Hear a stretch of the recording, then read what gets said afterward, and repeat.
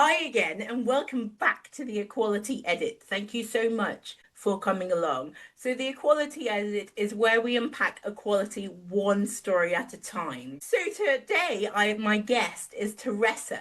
And actually, when Teresa and I met, we bonded over her pulling me up on mispronouncing her name. So, I actually called Teresa Teresa. And then she asked me really politely, oh, actually, my name is Teresa, or please call me TJ. And so actually we had a really good conversation about how it's so important to do that on the very outset, because if you don't do that straight away, then it sets kind of what's in somebody's brain as to what your name is. So me, for example, being Esi, people call me Esi all the time. And if I don't say straight away my name's Esi, people will continue to call me Esi. And then I don't like it. So I think it's nice and it's really good that we ask people to pronounce us by the name that we choose. Teresa, would you like to come in and share your thoughts on that? Yeah, so my name is Spanish because I was born in South America and part of my dad's family is Spanish. So if they change it to a British name, it just doesn't fit me. It's not my culture originally. So yeah, I totally agree. Yeah, exactly. And I think it's about, as you're just saying, your name is Spanish, and it's about identity as well, and about kind of owning and celebrating that identity.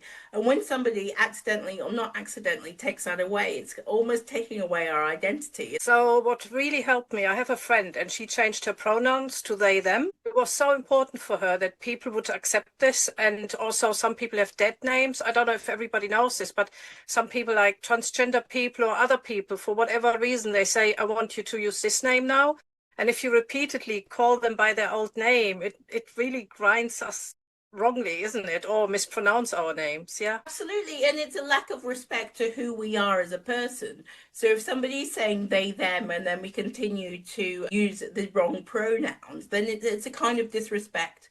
I heard something really interesting a few weeks ago from somebody talking about pronouns, and they identified as they, them. And they said, essentially, if you step on my toe, as in if you call me by the wrong pronouns by accident, you'll apologize and I'll accept and we'll move on.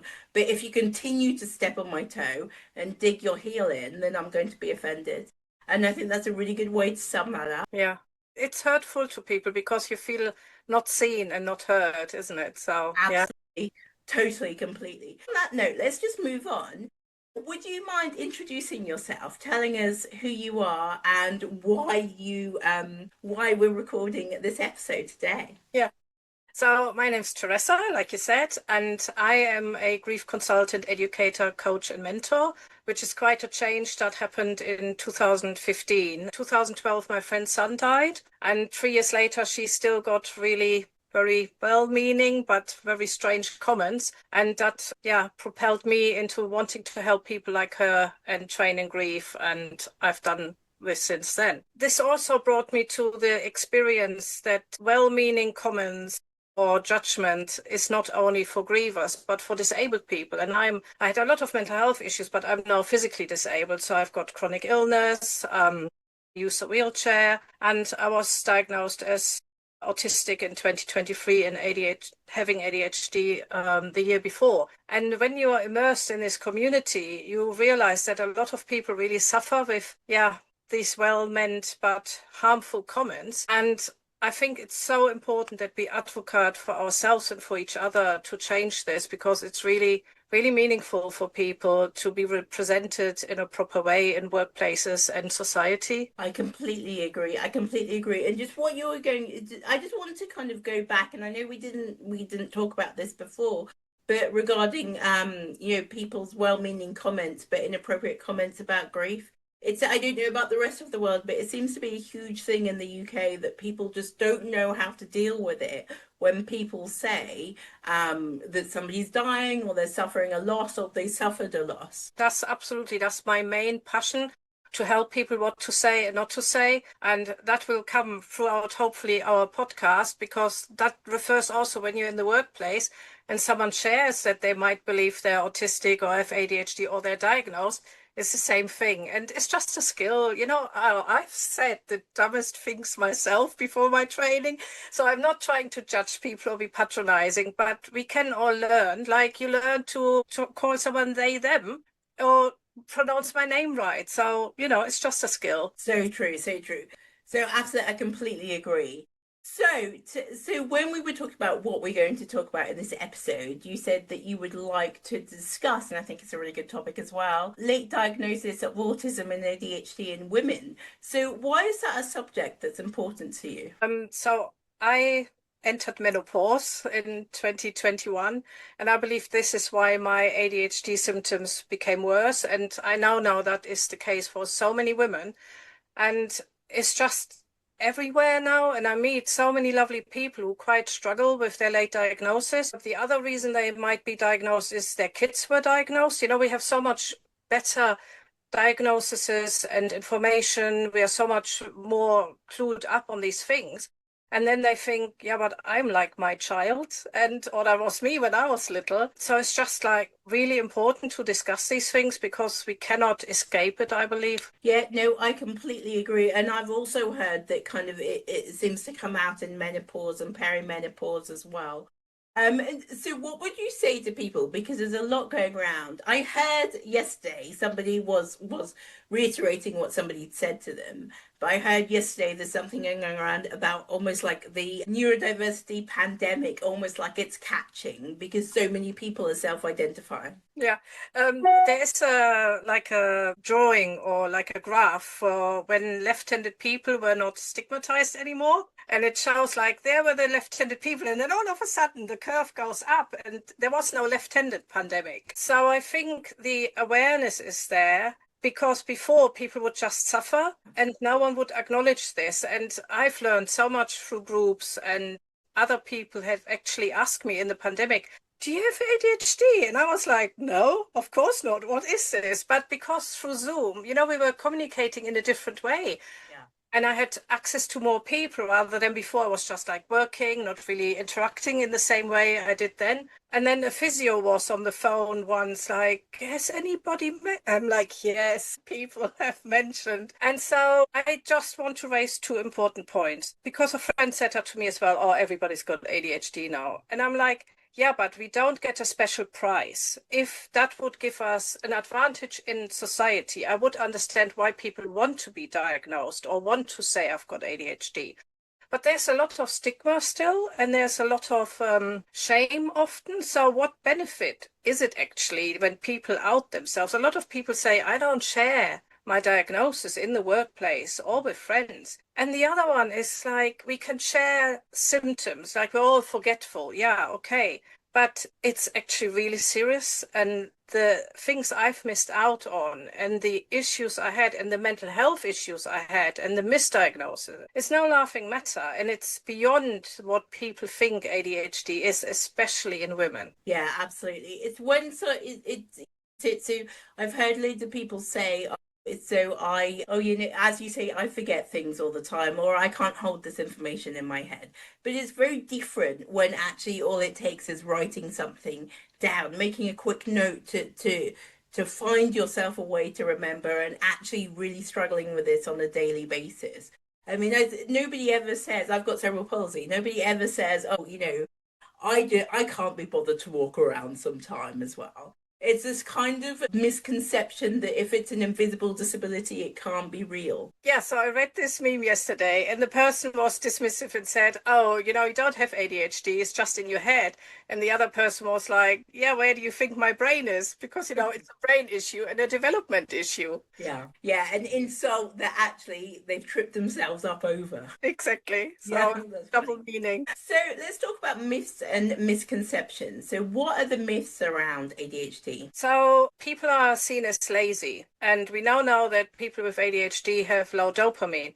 And I was curious once, and I Googled what happens if we don't have any dopamine, because what does that even mean, low dopamine? And it turns out it's really serious. So if we had no dopamine, we would be in a comatose state. If we have very low dopamine, you can have issues like Parkinson's. So your mobility is impaired, your speech is impaired. it's actually really important to have dopamine. And I think the difference between someone who's lazy and who's got low dopamine is like the person who's lazy enjoys being lazy. Yeah. And people struggle so much with, oh, I should be doing this, feeling guilty. Oh, I haven't done the washing. I haven't done it. So it's the ability when you don't have ADHD, you have a thought, oh, I want to do the washing, and you just move your body and you get up and you do the washing. While when you don't have the dopamine, you want to do the washing, but you can't, you physically can't move your body. But people judge us on what they see. If they see the house is untidy, the washing is not folded, and you think it's not a big deal, then yeah, of course, we're judged on the results that people see and not really on the reasons we have. What's going on behind. That's a really good way of looking at it. One's a choice, one's an impairment. Exactly. And that's why it's a disability and not also not a superpower. You know, sometimes people go, oh, it's a superpower because you can get really enthusiastic about projects, or with autism, you can drill down on a rabbit hole. And I'm glad, I'm happy being autistic and having ADHD. I'm at peace with this, but language matters. And I don't call it a superpower. For me, it's still a disability because society disables us, and it's a struggle. And it was a struggle my whole life, but I'm still glad I'm autistic and I've got ADHD. 100% agree with what you're saying about how society disables us. 100%. We'll have to do another episode on the social model of disability, but that's going to be a long one because I can't stop. So forewarned, it might go on for 6 hours. What you were saying about the superpower, absolutely. And again, that's a new way of conceptualizing it. That how is it a superpower that actually you focus on something so much that you burn yourself out and then you can't do something for a week? How is that possibly a superpower that anyone would want? Yeah, exactly. And what I love, because I always struggled, I had like probably up to 30 different jobs in my life now, and I always envied people who had like a career of 20 years in finance or whatever. But now, because I'm physically disabled, and the jobs I had before, like I was a nursery nurse and I was an engineering assistant, I wouldn't be able to do them anymore. I work 100% from home now. But because I was trained in something different, I learned something different, I created a life for myself that I can still be able to work and share what I want to do with the world. So that's why I see the benefits. And you know what? Neurodivergent people are so lovely. I feel so comfortable with them. I'm so glad I belong to the community. But it doesn't matter that we don't struggle. And one really important point I once read. So with autism, we talk about not high functioning anymore because that's really misleading. But we say like high support or low support needs. So I would be seen as low support needs because I'm verbal, and I can do a lot of things that maybe children who struggle with just the world, and when they grow up, they might not be able to live independently, for example. They would be high support needs. But it said that a low support autistic person is still high support compared to a neurotypical person.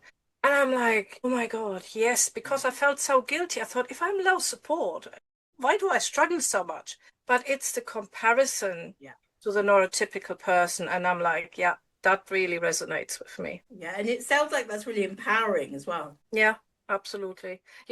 I think that's why I wanted to come on the podcast, and that's why we should have this discussion, because we need to change the mindset from feeling guilty and I'm not worthy and I should try harder and I'm burning out in that. And actually, if you reframe things and you learn hacks. I mean, there's some people out there that think that people want a label so that they can get benefits and they can get more money, but it's not. It's so that you can feel empowered and have vocabulary to articulate the support you need and the barriers that you face. Absolutely. Yeah, totally agree with that. And also be able to feel part of that community as well. I also, from a physically disabled person's perspective, I find the community to be really empowering. I have a friend that said to me the other day, and it really resonated with me, that when she's with other wheelchair users, it's the only time that she feels that she completely relax, because it's the only time where we don't have to say, oh, it's going to take me a bit longer. No, I don't want any help. Okay, sorry for taking so long, because we all just understand where we are. Is that the same for you as well? Yeah, I learned about crib time, that things take you longer. And I have to tell people, and it's like, I forget as well sometimes, but you add another 10, 15 minutes. And then I'm like, okay, that will take longer, or I need this more. And yeah, you don't have to explain when people understand your lived experience or share your lived experience. Yeah, I love crib time. I love the concept of crib time. Can Yeah. you explain what it is? Yeah. So Krypton, before I became disabled, I would have my bag, my keys out of the door, maybe my jacket. Now, oh my God, I have to put my knee braces on. I walk slower. I have to go to the car. My wheelchair is in the car permanently. But then when I get to the place, I have to put the wheelchair battery in. I have to take the wheelchair. So it's all the added extra time we need to accommodate our disability. And it's because I wasn't born disabled. For me, it's like, so I have got my wheelchair since 2019, but my mindset is often still like keys, jacket, bag.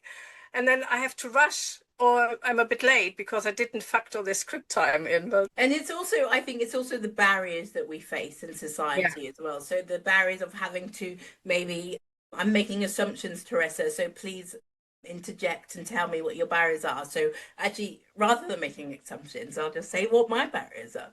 So my barriers in society, for example, if I go to the train station, I have to find the platform staff that will help me on the train, sometimes negotiate how fast they're going to walk so that I don't have to get a train half an hour later when I know I'm going to get the train in 5 minutes. But also, I've had a disability since I was about 4 months old, but I still think myself as a fast person. So that crip time for me is also remembering that no, Essie, you're not as fast as you actually think you are. You can't go that fast. You are going to get lost because you are rubbish with directions and then you refuse to look at the map. So now you're 45 minutes late. All comes into my crip time because my mindset is still a lot is still thinking along the lines of somebody that's a lot quicker than I actually am, and there's a part of me that just won't accept that I'm actually slower than I am. yeah, totally get that. What is nice that if your family members or friends accept crib time. So I wanted to go for my birthday is next month, and I wanted to go with my kids to a restaurant. And my daughter, then I just gave them the address, and she's like, "Oh yeah, it's wheelchair accessible, and there is enough space." And I'm like, "Oh, you know what? That's so lovely that you're checking this." And she said, yeah, I always check now because I know you're not comfortable if you don't sit in your wheelchair. So she even goes out of her way to make sure that I can then be accommodated, and that's really lovely. Yeah, that's brilliant. And that shows somebody who has real compassion and empathy for your experience as well. Yeah, yeah. Yeah. And it shows sometimes more compassion than I have for myself, to be honest, because sometimes I still feel a bit like a nuisance. I don't want to say, but like you mentioned earlier, a bit apologetic, isn't it? Oh, sorry, it takes so long. And we shouldn't really have to apologize for this. When we talk about internalized ableism, we talk about how we live in the same society as everybody else. So everybody gets these messages from media, from the government, from society as a whole, from businesses, from everything that we do in the day, that we as disabled people are wrong, and that actually what we're doing and how we're doing it and what we're trying to achieve is the wrong thing. And although we might be empowered as individuals, we internalize that and it turns into us believing ourselves that we're wrong. Even though we might be empowered and know in one way that we're not, we can't help ourselves. And that might be, well, I don't want to cause a fuss, so I just won't say anything. I want everybody else to have a good time, so I'll just deal with this. But actually, by doing this, we're diminishing our own experience as well, which is a little bit about what you were saying there. And it's kind of such a natural thing because I have it all the time where I have this internal battle with myself. No, you have to say something, Essie, because actually you're not going to be the person that you were otherwise present yourself as in this room if you don't have what you need to do it. And that's so important what you just mentioned, because especially women or as girls, we are taught not to take a lot of space up. See the men sitting on the tube, their legs widespread, and we take very little space. And for example, the ADHD, a lot happens inside of girls, not like the boys that jump on sofas. So we are very quiet, we have small space. And when my daughter went to the GP to get a referral for her autism diagnosis, the doctor said then as well, oh, everybody is like autistic these days, and just dismissed her. So she had to go to a different doctor. And I think is society really not encouraging us to speak up And it's strange. I can tell friends off when they go like, oh, I'm sorry. And it's like, what are you apologizing for? Like my friend this morning said, oh, I'm sorry I messed your day up because she had to change something. I'm like, you didn't mess my morning up. It's okay, you know. And I said, can we just come to this agreement? We don't say this to each other anymore. But I find it much more difficult to tell myself, like you said, the internal battle with yourself. And it's easier to point out to other people what they're doing. So I just want to wind back to something you said a second ago about kind of the doctor saying, oh, everybody's a bit autistic. So that could have been said flippantly, as in like, oh, everybody's self-diagnosing these days. It also could have been said in the other way that we were talking about, kind of everyone's a bit ADHD, everyone's a bit autistic. So what would you say to that? yeah. Again, a bit like going back to we can share symptoms, but it doesn't mean I have the same illness like the other person. And it doesn't really matter how they mean it. I mean, my daughter went out and cried. It's important for us to speak up for ourselves. We don't have to agree with this. And in the autism community, self-diagnosis is valid because, like what we said before, who in their right mind wants to out themselves as a weirdo? I mean, I was bullied from my family, kindergarten, school, workplaces. I was always the weird one out because I didn't understand myself. I couldn't really read social clues or understand jokes. And now I can speak up when someone tells me a joke. I'm like, I'm autistic. I didn't get that. Can you explain it to me? But without this knowledge, I just thought, I'm a bit weird. I'm wrong. So it's so important. I don't try to understand people anymore. Or they're like, why did you say that? Or maybe you meant well. I speak up now and say, that's not really helpful. Or thank you for your thoughts, but I believe this. Yeah. And at the same time, I think it's educating society as well. I mean, that might not always be your intention in that moment, but it does. And then hopefully that person, if they're a compassionate and understanding person with a bit of self-awareness, they're going to think next time. That was a really interesting conversation I had with Teresa. And what I learned from that conversation was a few extra things as well. Yeah, so for example, we don't say person with autism. I mean, I'm not criticizing anybody if they say, oh yeah, I have autism. I'm not gonna, they're making a statement about themselves. But if someone else says, oh, my granddaughter has got autism, I would kindly refer to them and say, we say she's autistic because it's more like an identity thing where ADHD can be medicated. It's a condition, but I am autistic. It's part of my identity and I'm proud of it. Yeah. Yeah, brilliant. Thank you very much. So let's lead that on to talking about the workplaces. So again, when you say self-diagnosis is an acceptable form in the neurodivergent community, I think that's also really, really important in the workplace. So as part of what we do as Celebrating Disability, we deliver training into workplaces about how they can be supportive of disabled people. And within that, we quite often are talking about legislation around reasonable adjustments. And one of the things that's really important is for people to understand that you don't need a diagnosis to get a reasonable adjustment in the workplace. And we actually get quite a lot of pushback on that. Well, what if they're lying? And so I think this, you've essentially answered this about 5 times already in our conversation. Well, why would you lie? Why would somebody want to be autistic if they actually weren't? But what do you think that kind of self-diagnosis is supportive of disabled people in the workplace and people with neurodivergent conditions? Let's first look what is a disability. So a disability is something that you probably had for like at least 3 months or so, and it's expected to stay there for another 9 or 12 months. So a broken foot is not a disability. I broke my foot. I might need a wheelchair. It's complicated, but eventually it will heal. So we need to distinguish between where people are like short-term impaired or it has really an impairment long-term for their well-being, for their performance, all these things. So the thing is as well, like people who self-diagnose have probably done quite a lot of research and asked around and talked in Facebook groups to other people. So they didn't wake up one day and thought, I feel a bit autistic today. But that's not what they do.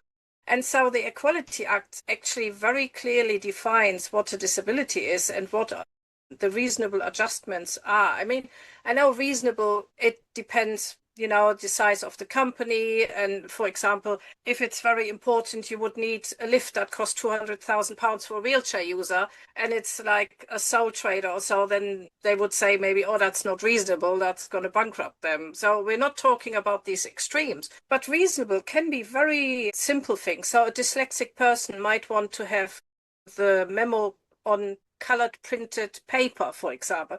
That doesn't cost a lot, Or the other person says, look, I can't read these very long emails. Can you just use bullet points, for example? Or I put a disclaimer on my emails at work because I might be asking again for something they wrote already, or I might come across sometimes a bit as abrupt. So I've got this, please do not take offense. I just ask for clarity. I'm not trying to challenge you, because we know that neurodivergent people and neurotypical people communicate very differently. And a neurotypical manager might think that their employee is challenging them on a decision.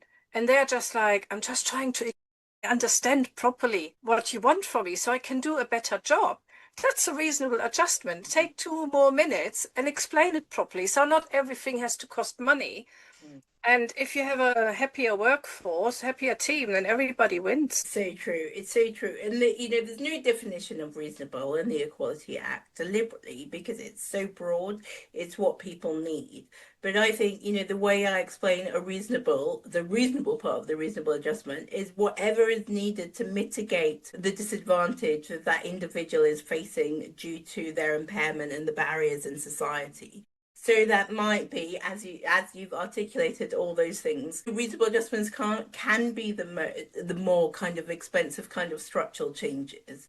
But I think it's just because we brought it up, it's important to say that the thought of what the adjustment might be might not be the one you end up in. So as you've articulated, Teresa, it might not be that a small business has £200,000 for a lift, but what they can do is make changes to the way the person is expected to do their role. So for example, if that person can't get up to the second floor, and the board meeting is on the second floor every month, then the board meeting needs to change where it has its meetings. So a reasonable adjustment is changing a process as well, or changing how something works so that somebody can still participate the way that works for them to give their best. I think it's just thinking outside the box and not point blank refusing support, because what I've heard people refusing support because they said, oh, but then it's not fair to the others, or we have to do this for everyone.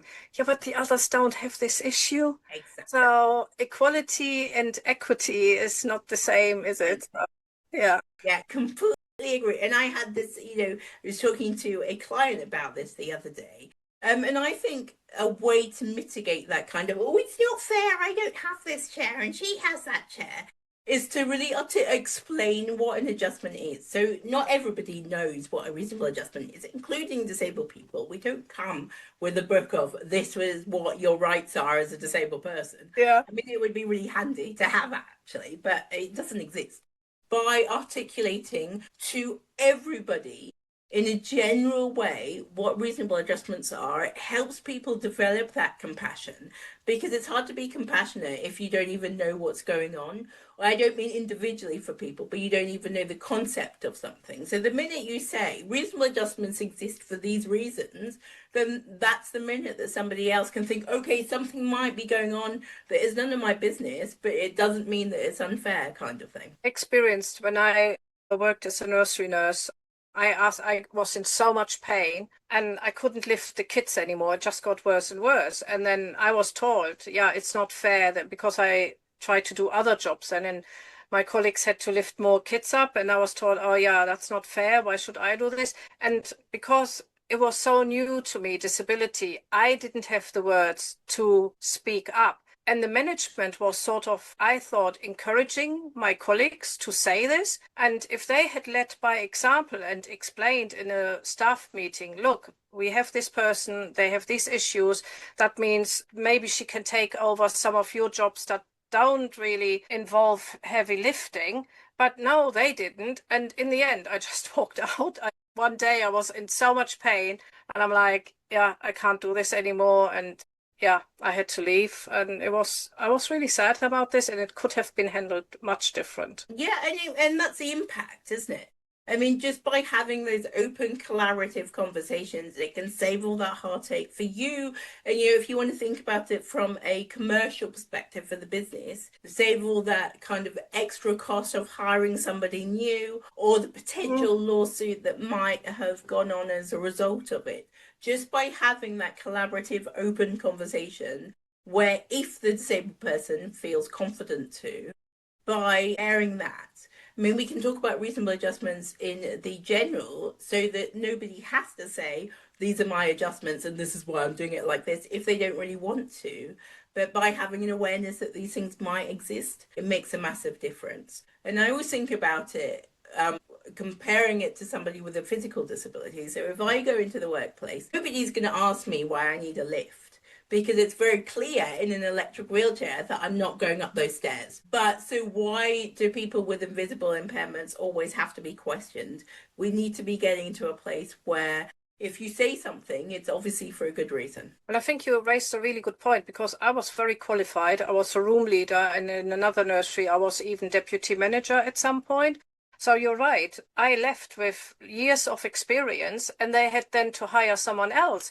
And that's the whole point why we want to encourage employers to really embrace reasonable adjustments, because especially when women have been maybe part of that company for a while, and then they hit menopause, and then they find out they are neurodivergent, you're losing someone who's got a lot of experience and could maybe even mentor younger, newer staff. So it's not like we are asking for something for nothing. Yeah. It's in their best interest to really look at this and go, that's a valuable employee. We want to keep her. And how can we support and help her that she can still do her job? That's so true. It's so true. And I think that leads us really nicely onto performance impact plans. So, how does this affect people moving through the business and disciplinaries and things like that? So my own experience is that my manager, because it was like in the pandemic, we couldn't really, like short after the pandemic, we wouldn't really meet in an office or so, but we would have sometimes supervisions in a cafe or so, things were changing. And so she said, oh, we have booked a meeting in a cafe. And I thought, oh yeah, feeling really excited about it. And so I sat down and said, yeah, we're doing this performance improvement plan. I had no idea what it is, never heard of it. And she said, at least it's not a disciplinary. And in that moment, my heart sank because I thought, what do you mean? At least, that sounds serious. And I was pulled up on my admin skills because I worked as a mental health support worker and I loved this job. I did this for 4 years, but my reports were too long because, ADHD, we talk a lot. I can write too much rather than too little. Tell me to do something in 500 words. And I'm like, 500? I can give you 5,000. So it wasn't really anything. I hadn't breached anything. I struggled with the admin side. It was brilliant working with the people and supporting them with their mental health, and she said that. But the admin thing needed improving. And I'm very grateful for the suggestions she made. And she actually helped me then to skim down and, not spend hours. And I was stressing myself because I had too much work. But later I realized that these were things that I struggled due to my ADHD, not because I wasn't capable or I didn't know what to do. And yeah, it could have been handled better because if you're like short of a disciplinary or so, and it just took the adjustment for me, and then the next supervision, it was taken off the table, and she was very happy with the way I did things. But I think these things should be for people who can't be bothered to do their job, or they purposefully try to get out of hard work or so, like that. But someone who struggles with disability, and I've heard that from other people who are neurodivergent and have been continuously criticized and had continuously have to raise, this is because of my ADHD. I ask you for reasonable adjustments. I'm not getting it. You are not enabling me. Like, I ask for whatever they needed is still not there. Like, they get special software from Access to Work, and then the manager is not signing it off. And then 3 months later, they're being criticized, and they're like, where's my special software? I've been waiting 3 months. I can't do my job because, it's like putting me in front of stairs and go like, walk up. And I'm like, Yeah. I'm in my wheelchair. Where's the ramp? And then, yeah, Blaming you for being late to the meeting because they didn't provide access. exactly, Yeah. absolutely. It's I'm trying to think of the word. It's astounding to me how people cannot see cause and effect. You have Mm. done this, therefore this is the effect. But cause and effect can work in a positive way as well. So if you do this, if we're open and we're collaborative and we can just have that conversation, then this will be the impact of that. I think that is the relief we get when we get our diagnosis or we just self-diagnose and go like, because if I know this is because of low dopamine or this is because I'm dyslexic and I've got, then I can take steps to rectify this or at least make it maybe a bit easier for me. And it's like, I can do this. I just take a bit longer or, and it's this thing. I know we all need productivity and people need to earn money but as a society, if we get more and more stressed and we look more and more just the cost effectiveness of employees, I think we're losing something. And long term, people then get off with burnout and stress or backache. There are a lot of research that emotional stress or workplace stress then impacts physically. And eventually, you will have a result for that as well down the line. And then people are signed off sick long term. You can't replace them because, you can't just let them go. And if we get it right from the beginning, then we help people to be long-term healthy, have good well-being, and not in a few years' time be completely burnt out. And like you said, then they have to hire someone new. And that is just going to cost them so much more. Completely. And something struck me of what you were saying earlier or a second ago regarding this is why it's so empowering for self-diagnosis. And I agree because then you can come up with your own kind of solutions. But it kind of takes the responsibility away from where the true responsibility lies. So I believe that the true responsibility lies with the business to actually meet you and ask you what support you need in order to do your job as productively as possible as you want to do. I think there's also the idea that it's shameful, like when people go for a job interview or with their application, often they don't say that they believe they're neurodivergent because I think, oh, they're not going to hire me. And this fear is probably, there's a reason for it, but they neither do themselves a favor nor do the employer a favor. So like you said, the employer could ask, I mean, if we are in a ADHD pandemic, they can't say we didn't know about it. So why not ask people? That's true. You can't have it both ways. Exactly, yeah. So is there anything we can do to help you do this job? Can you think of anything? Or at least when they start, have a sit down again, make it part of your introduction to the job. Yeah, yeah, absolutely. Make it part of business as usual, so it becomes muscle memory, and then people don't have to remember to do it. Yeah, no one feels awkward. That's Yeah, just how we do it. yeah, exactly. Absolutely. I think that's a really good point. I mean, as all your points are. So let's talk about the dreaded subject, access to work. Tell Yeah. us about, I think I sounded a bit like Brian Butterfield there. So tell us about access to work and what your experience is about it. So I've got positive and negative experience with them. So it's very well advertised that you can get like over £63,000 in support per year. Nobody gets that.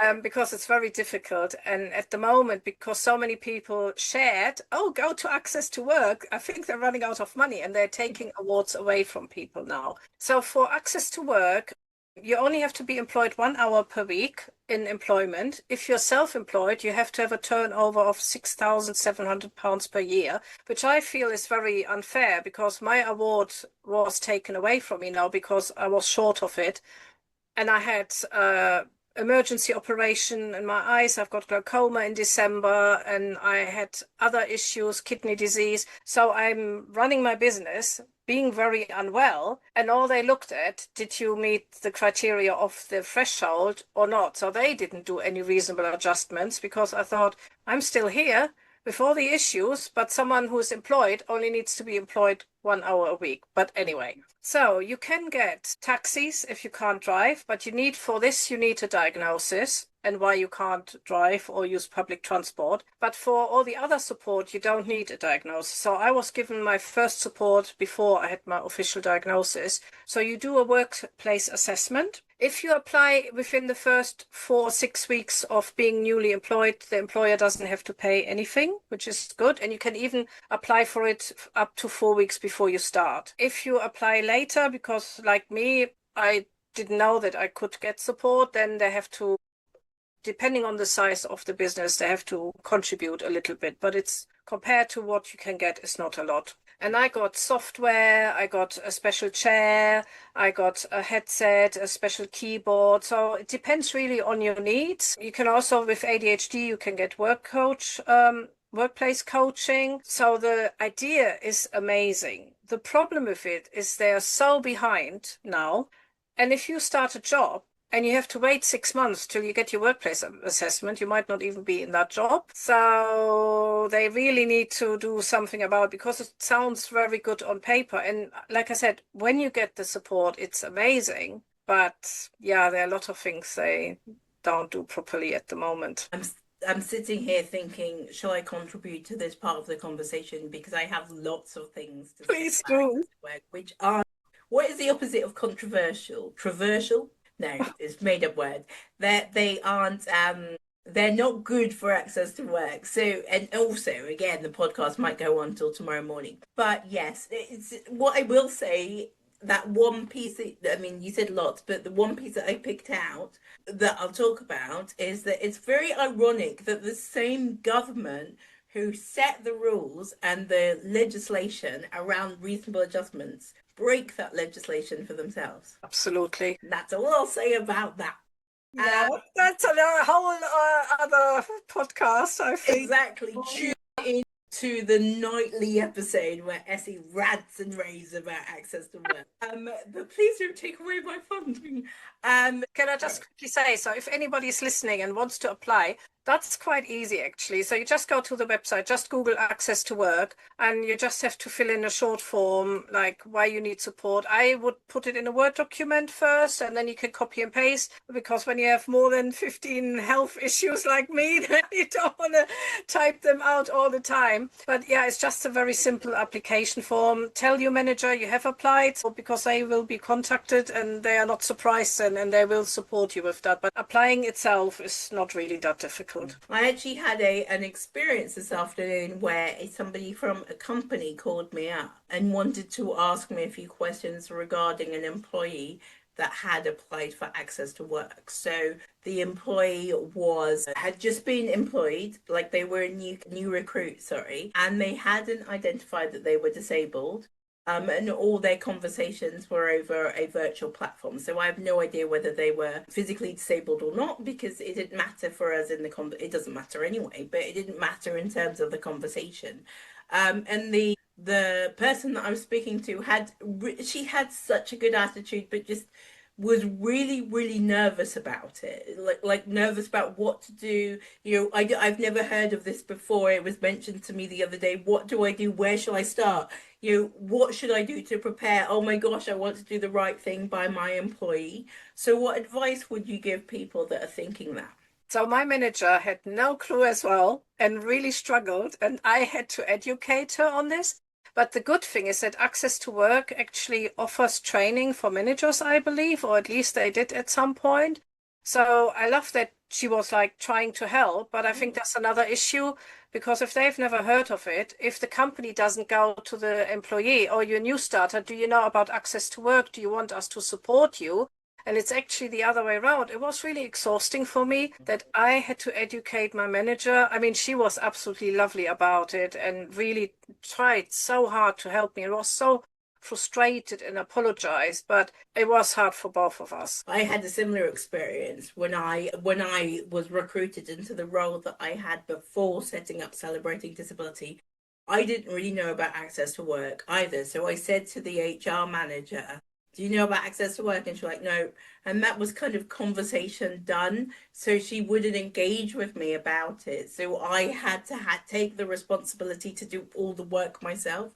So it's so important, I think, that as a business, that you train your managers, your hiring managers and your line managers to know the basics so that when somebody says, I need some support or I've applied for access to work, the manager knows where to start because it's only fair for the manager and the disabled person as well. But don't you think being disabled is already exhausting? It's a full-time Exactly. job. All the things we have to do extra, all the health stuff we have to research, all the, like, my main thing is there parking? Is it wheelchair accessible? All these things is already so much hard work. People often think, oh, disabled people, they watch Netflix all day, they lie in bed. Yeah, no, it's not like that. And I think Wish it that's like, was. yeah, and it's like that's insult to injury, isn't it? I already have the well, I don't know if I can call it burden, but I already have the challenge of being disabled, and then you expect me to do extra work, which is so much more difficult for me than for the person who might have extra energy to read up on it. So yeah, Absolutely, I like you. absolutely. And then whilst you're making us do all this, you're still expecting us to complete our role and the duties within our role as well. Yeah.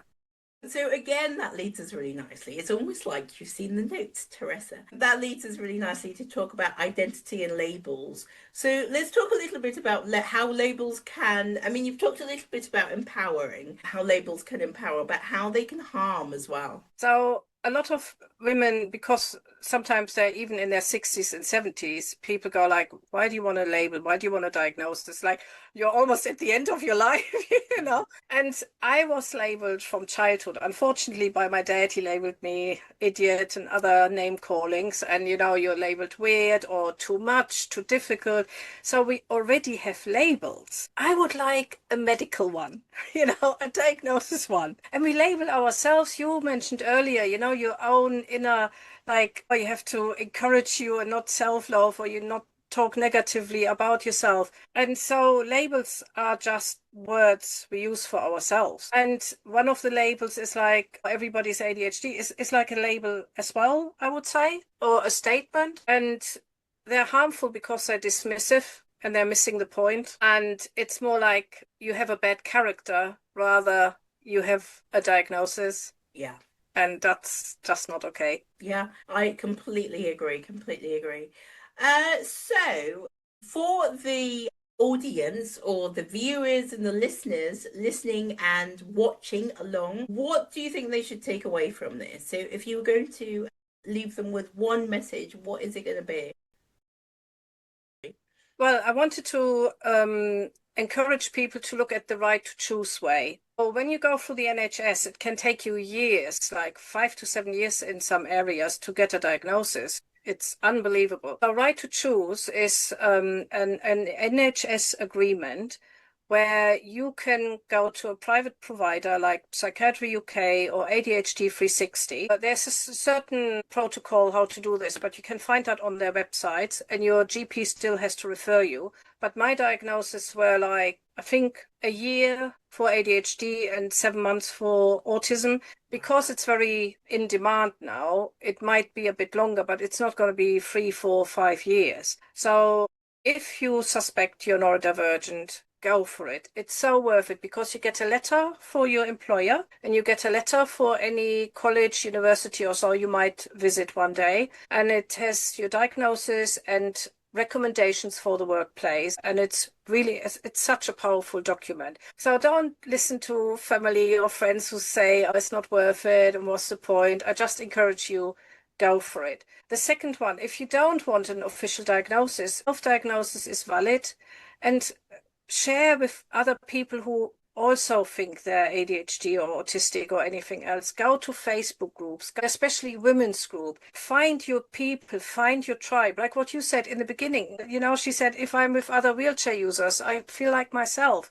And I think that's with any illness or condition, or like, I'm originally from Germany. I get excited meeting other Germans. I've been here nearly 30 years and I love it. I'm not going anywhere. But I meet another German person. I'm like, oh, yeah, there's just something that gets us together, that resonates with us. So, yeah, find your people and be proud of yourself. Don't feel guilty. Don't feel lazy. Really work on self-love and appreciate that you just have a disability and you need to deal with it, but it doesn't mean you're a bad or lazy person. I think that is amazing advice. Thank you so much. And yeah, I see that. I think that sense of belonging is perhaps what you're kind of maybe articulating, not trying to put words in your mouth, but that belonging, that actually this is part of my community.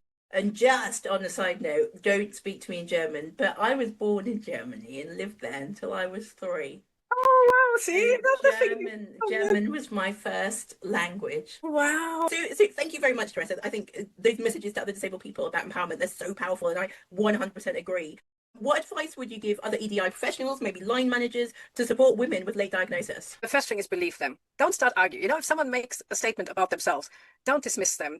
If you don't know what to say, just go, okay, can you tell me a little bit more? Maybe they just do it in a conversation between doorways. Can you say, do you know what? I'm really sorry. I haven't got time for that. Is it okay if we make an appointment? Let's make a meeting, and then just listen to them, because that's just the tip of the iceberg. They hopefully will then share other issues they have. And it's so empowering, because when I started menopause, I had a manager and a line manager, and the line manager was an older woman in her 50s, but the other one was like in her 30s. And I went to her and she shared with me that she thought she would go crazy the first 2 years in menopause, and I felt so relieved. And when you feel heard and seen, it breeds loyalty, because people, they don't just work for the wages, they work for the people they respect. And I loved her so much for sharing this with me, and I felt so much better. So believe people, let them speak, take the time to get to know them and what their issues are, and then clue yourself up on this. Access to work, you've never seen or heard about it? Go and read, Google. Make sure that you manage people holistically. And that doesn't just mean their performance. There is a person in front of you who can't leave their private life at the door. They come with all their issues, and that might be health issues. And I think the more they feel seen and heard, the more they will support you in your job and make your job much easier. And so you might be in that situation one day as well and need the comfort and the understanding. So it's just good to be good to each other, I guess. Completely. And I also agree with the sentiment that the first 2 years of perimenopause, I do feel like I'm going crazy. It's almost like relearning yourself a little bit, isn't it? I thought I have to give up my job. I'm like, there is no way I can do this another 3-4 years going through this, So yeah, it seems to be a very common thing, but we don't really talk about it. Again, there's a bit shame, isn't it? Yeah. What flushes and brain fog and thinking I'm going crazy. We don't. Yeah, and losing your temper at the drop of a hat. I think the worst moment for me is when I yelled at a client. That was not a pleasant time. Luckily, he was really, really understanding. But yeah, no, it wasn't one of my finest moments. Yeah. And it's so lovely when someone else goes, you know what? I totally get you. And then you can de-stress. Brilliant, excellent. So I would love to kind of just finish off. So we're coming to the end of our episode today. So I mean, you've given a lot of kind of advice as to what people should do, and how people should be compassionate about themselves and also towards others. Is there a specific call to action you would like to share, or do you think we've covered the call to action? Well, I will share a 10-point PDF for employers with like a checklist, what I think they can do so they can access this. And I do workplace training because there are losses in being diagnosed. I grieved for 6 months. So I'm a grief educator, but it's not only about bereavement. I really grieved for 6 months because I realized I missed out on uni. Last minute, I cancelled my uni place. I missed out on so many things, on friends, on opportunities. And it's really hard for people to recognize this. So if anybody wants a bit more information or just have a chat how they can support their employees with coaching and mentoring or a training course, then please get in touch. So Teresa, we want to put a few signposts of the links that you talked about in the show notes. Can you just run through those websites again for us, please? So the access to work, so people can easily apply themselves, and then also the right to choose for Psychiatry UK and ADHD 360. That's awesome. Thank you very much. And we're also going to share the book. What was the book called? Refuse to Choose. Refuse to Choose. I'm definitely reading that next in the show notes as well. So thank you so much, Teresa, and look forward to seeing you again. Thank you for having me. Everyone.